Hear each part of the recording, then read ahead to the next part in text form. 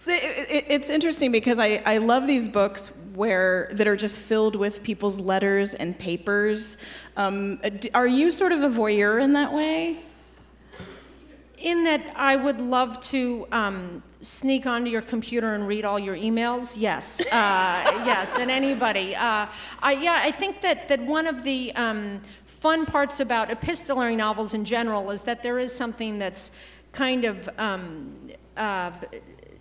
dirty about it, you know, that you are reading people's private stuff. And so that's why the form really appeals to me, is because it just feels like you're doing something you're not allowed to do, which I think is a really thrilling experience for a reader. Yeah, but it also feels like, you know, because there are so many different, like there are court papers in the book, there are faxes. It feels like it would be hard at certain points. Like sometimes did you just feel like, I just want to tell this story, I just want to narrate this instead of...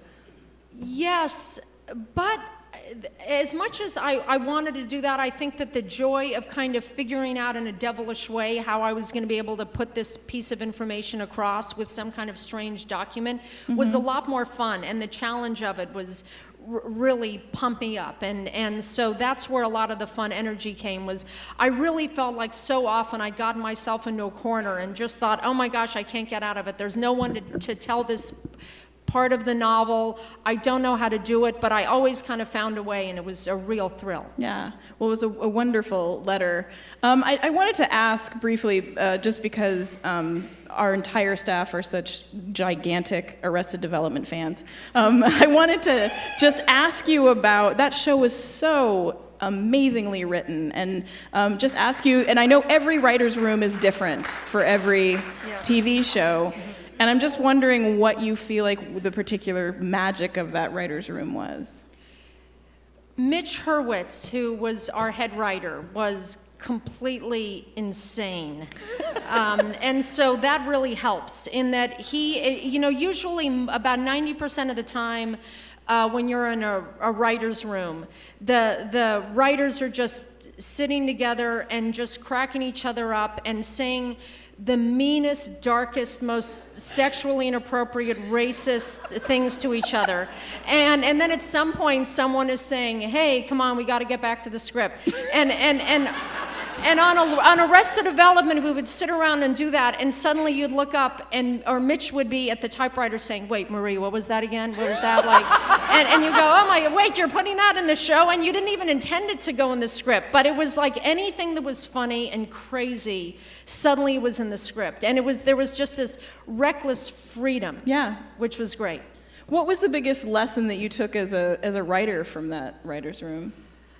Well, I learned not to care what any network or studio executive had to say. I mean, to the point where I feel like I could never go back to TV again because our contempt for them was so huge and it was so rude.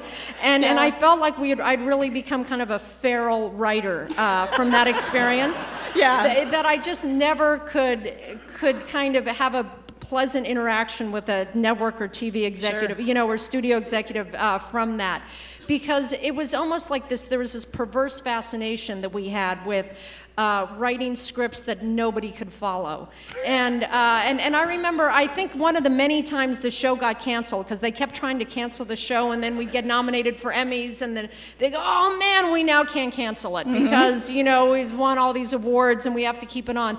And I remember once, I think that the head of Fox at the time was Peter Liguori, and he'd called the writer's room once when he had been at some party the night before and had put his coat off in the bedroom, you know, to put his coats down, and thought, oh, I'll switch to Fox to see what's on my network.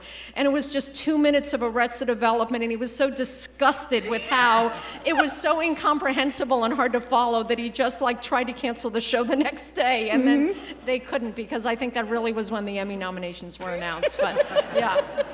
Well, it was an amazing show. Do you have anything to do with the movie and the No, they're reboot? doing the shows on Netflix, apparently. The writers are there working. I live in Seattle, so I'm not part of that group. Yeah. But, you know, the reports are that they're doing episodes, and I think it's going to happen. I mean, Yeah. it just would blow my mind if that's true. Yeah, That would very be exciting fabulous. stuff. Well, the book is hilarious. The book is Where'd You Go, Bernadette? The author is Maria Semple. Thank you so much for joining us. Thank you for having me.